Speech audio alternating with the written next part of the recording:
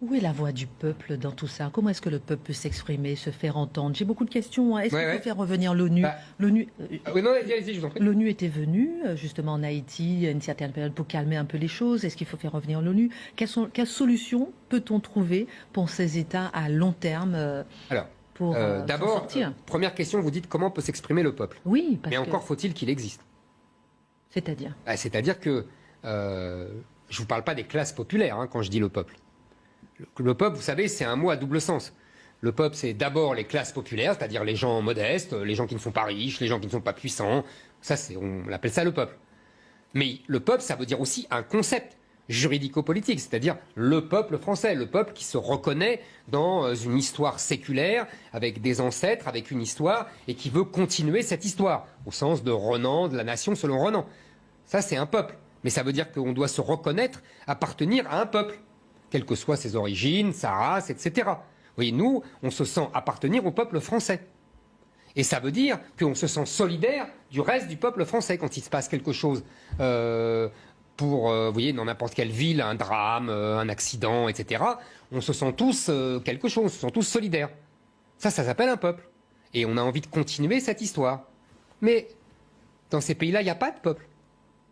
Il y a des structures claniques, tribales. Encore une fois, ça ne veut pas dire qu'il n'y a pas des classes populaires. Mais est-ce qu'il y a un sentiment d'appartenance à une nation? Je ne sais pas. Et c'est la première base. Après, vous me dites, il faut intervenir pour l'ONU. L'ONU, pour imposer la démocratie. En gros, c'est ça. La paix avant peut-être la démocratie. La paix et la démocratie. Le problème de toutes ces interventions militaires, on parlait tout à l'heure de ça avec Marc, c'est qu'elles aggravent le mal plutôt que le résoudre. Parce que s'il n'y a pas de peuple, s'il n'y a pas de sentiment d'appartenance, il ne peut pas y avoir de démocratie. On l'a vu en Irak, c'était très intéressant en Irak. Les Américains sont arrivés avec leurs gros sabots et ils ont dit on va mettre la démocratie dans ce pays, après la dictature de Saddam Hussein, on va faire une voix à un vote et tout ira bien. Qu'est-ce qui s'est passé? Les chiites ont voté pour les chiites, les sunnites ont voté pour les sunnites.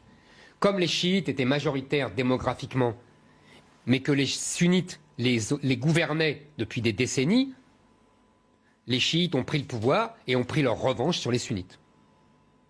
Où est la démocratie là-dedans?